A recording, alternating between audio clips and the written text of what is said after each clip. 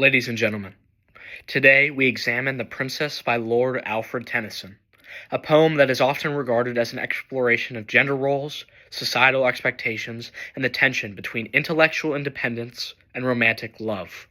Published in 1847 and 1848, The Princess provides not only a fascinating narrative, but also a commentary on the changing landscape of gender and societal norms during the Victorian era. At the heart of the poem lies the figure of the princess, an enigmatic woman who embarks on a journey of self-discovery, grappling with the constraints of her role and her desire for autonomy and a world shaped by patriarchal norms. Through her, Tennyson raises profound questions about identity, power, and even love. The poem is structured as a narrative that tells the story of the princess, who creates a university for women in order to provide them with the same intellectual opportunities that men enjoy. This bold move symbolizes a challenge to the traditional gender roles that confine women to the domestic sphere. One of the first lines of the poem, "The princess, with her princely task, had made the world her care," that sets the stage for her self-imposed mission to reform and elevates the lives of women through education. The princess, rather than bowing to the expectations of marriage and motherhood, asserts her own agency by creating a space for intellectual growth, thus embodying early feminist ideals that were radical for the time. She represents a kind of autonomy that Victorian society was not yet fully ready to embrace, and had only been attempted by the likes of Sir William Shakespeare. However, this feminist stance is complicated by the tension between love and intellectual freedom. In the poem, the princess's relationship with the other men around her, particularly with the unnamed prince, is fraught with contradictions. On the one hand, she values her intellectual autonomy and fears that love will reduce her to a subordinate role in marriage, as typical per the era. In her dialogue with her suitor, she says, quote, "Man be it thine to see, the woman to be seen," signaling her desire to assert herself and be recognized as an equal. She sees marriage as a potential threat to her individuality and freedom. Yet, as the poem progresses, it becomes clear that Tennyson is not merely using the princess to advocate for a world where women must choose between intellect and love, as some critics posited. Instead, he seems to suggest that these two realms, though seemingly in conflict, seemingly paradoxical, can coexist and even complement each other. The turning point in the narrative comes when the princess begins to soften, recognizing the limitations of her stance. When she admits, "I am that which I am, and thus I see.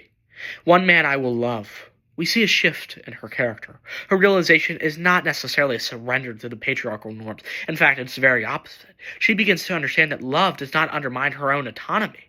In fact, it can enhance her understanding of herself and her place in the world, and her perspective, and how she's able to complement the world which surrounds her, possibly providing a perspective for other women to live vicariously through. This evolution is reflected in the poem's conclusion.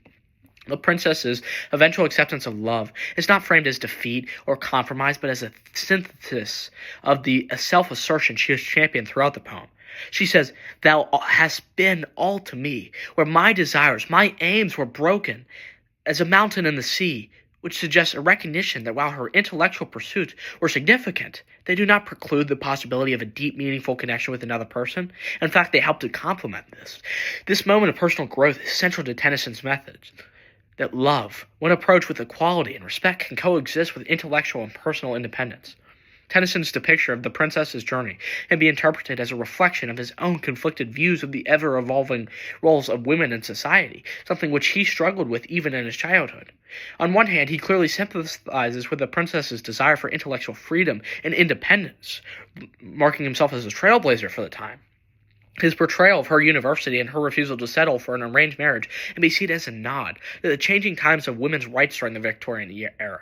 Yet he recognizes that the longing for love is a deeply human and complex emotion that cannot be easily dismissed or repressed. The princess's eventual acceptance of love while preserving her autonomy suggests that Tennyson believed in a more progressive vision of relationships, where mutual respect and equality could provide a foundation for both love and intellectual independence. This theme is woven throughout the poem, but it is most clearly expressed in the scene where the princess speaks to her father and declares, "I am but a woman, my prince, who will not be ruled, who will rule." Here, Tennyson underscores the idea that women are capable of ruling their own lives, of determining their own paths. The princess is not a passive figure, but an agent of change.